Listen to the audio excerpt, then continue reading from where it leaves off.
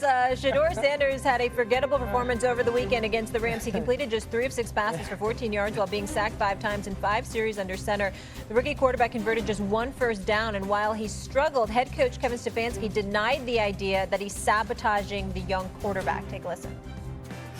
Obviously, I don't concern myself with outside type of things, but I'm committed to his development, just like all of our rookies. So we'll continue to focus on getting our guys better, and that's what we'll stay committed to, and that's what's important to me. Meanwhile, Hall of Famer Kurt Warner stopped short of blaming Stefanski, but weighed in on the rookie quarterbacks in their preseason finale by saying, "I was really looking forward to the competition between Dillon Gabriel and Shador Sanders in last preseason game.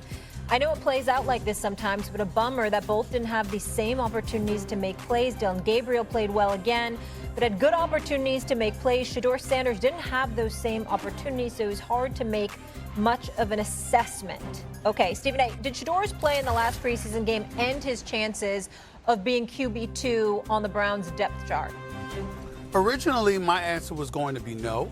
It didn't end it because I'm thinking about Flacco being 40 years of age and not expecting him to start all 17 games or so. Obviously, I don't expect much from Kenny Pickett. Dillon Gabriel can ball, and we respect him. But in the same breath, he's a rookie that I think that Shador Sanders could beat out. All of that's true. But listening to RC and D.O., I have to say I've changed my mind. I think that RC is right from the standpoint that I'd be hard-pressed to see Shador Sanders, after this performance, being in a position where he can climb from a QB4 to a potential QB1. I can't see that this year. I can tell you that much. Barring injury. Of course, injuries change everything, and we get that part. But barring injury, it's hard for me to believe that based on what we saw, although it was a preseason game, it was still against third or fourth stringers and what have you, and to see some of the things that they complained about with him in college really show itself this past weekend. I think it's one of those things where it's a huge leap to expect Stefanski and them to go from a Flacco, a Pickett, a Dillon Gabriel to a Shador Sanders, and Shador is a leapfrog over all of that in one season. I find that very, very difficult to believe. Get to a QB2, I think it's going to be incredibly hard right now, barring injury. That's why I've changed my mind. Dan, before you jump in, if you could just repeat what you said in the first hour, if we have a new audience joining us, because I thought it was really strong. Yeah, I don't think Shador Sanders ever starts a game for the Cleveland Browns. I don't believe he starts a game this year, obviously, barring injury, which is the conversation you and I had. And if he doesn't get an opportunity to start a game this year because of injury and show something different than he was able to show this preseason, I don't believe they view him as a franchise builder, a franchise starter. And I'm going to admit something on TV that you probably shouldn't. I'm rooting for Shador Sanders. I wanted to turn the film on and be able to come on First Take, be on Get Up, and be on NFL Live and pound the table that he has been done wrong. Pound the table that he deserves to be the Week 1 starter. He deserves to be the 2 on the depth chart.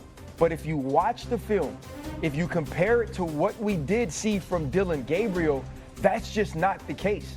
And I'm with everyone. I'm with Kurt Warner. I do wish I would have gotten to see Shador Sanders in the 2-minute drill, not because I needed to see him execute so he could play well, but I wanted to see him rebound from an outing that didn't go the way that he would have liked it to go. I know that he's ultimately confident. I know that he has a high level of talent. I believe he should have been drafted earlier, but the reality is he's a 5th-round pick that was treated like a 5th-round pick. He was a 5th-round pick that got the opportunities that 5th-round picks normally get unless they force you to give them something else. And so when you look at the peers in his room, when you look at the position that the Cleveland Browns drafted him in and the reps that they allowed him to get, Shador Sanders is going to be exactly where he should be, which is behind Joe Flacco, behind Dillon Gabriel, in on the depth chart. And being that as it is, I don't believe he gets an opportunity to play this year. Yeah, after watching the Rams game, the best thing for Shador is to not play. After watching how he handled a different level of schematic defensively, a different level of pressure and timing defensively, the worst thing would be for Shedeur to get on the field right now.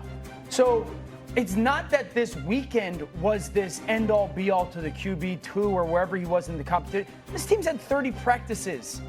For everyone at home, teams, yes, value your performance in the preseason. They value the practices just as much. The body of work is significantly greater. They get to control the environment that you're in. And so it's not like the Browns have watched Shedeur, when he's been healthy, light practice on fire against highly competitive situations, and then the game happens and he struggles and go like, well, the game's more important. You know that. Yeah. What you do in practice every day is an interview. Sets you every single day. And so while Shedeur struggled this past weekend, and I say this with the same hope, I hope the young man has a great NFL career. The tape's not close to Dillon Gabriel's. So it's not just Shedeur's performance. Dillon Gabriel's tape was significantly cleaner and better in those two games. I think cleaner is such an important word, because when you're looking at the operation, I agree with Kurt Warner. The opportunities for success were higher for Dillon Gabriel, but it's the clean that you're looking for Shedeur, that if it's not there, I throw it away. If it is the check down, even if I can't throw it beyond the sticks, I take that. It did feel like he saw what Dillon Gabriel had done. He really felt good about what he did against Carolina, and he said, I'm going to force them to give me this opportunity, and in that sense, it didn't work out. Hey guys, here's the painful reality. After the draft, we were really, really disgusted that he dropped to the 5th round. We felt that it was, I'm not going to go as far as to say anything like collusion, because it didn't have to be that. But there were clearly people that weren't interested in dealing with Deion Sanders, and we brought some other elements into the equation to point out why Shador Sanders had dropped to the 5th round. We have gone from that to today, where we're looking at him and we understand why he was drafted 144th overall. I'm talking strictly of his play on the field. Based on how he looked, that's the message that was sent right now. And now he's got an uphill climb. In that regard, he's got an uphill climb, and that hurts to say, because I'm rooting for him and I ain't apologizing for it to anybody, and I still don't believe he deserved to be a 5th round pick. I think that one game does not define who he is and whatever, but I'm just saying, because these opportunities are so few and far between and you don't get them every day, and they got a season to prepare for and what have you, the die has been cast on this season, which is where I side with both of y'all. Dan, can you also, though, explain the difference in the way an organization has to pour into a 1st-round pick at the quarterback position as opposed to someone that was drafted in the 5th round? Sure, because everyone's job, when you're the 1st-round pick at quarterback, everyone's job in future is dependent upon what you become and how good you are as a player. 5th-round pick,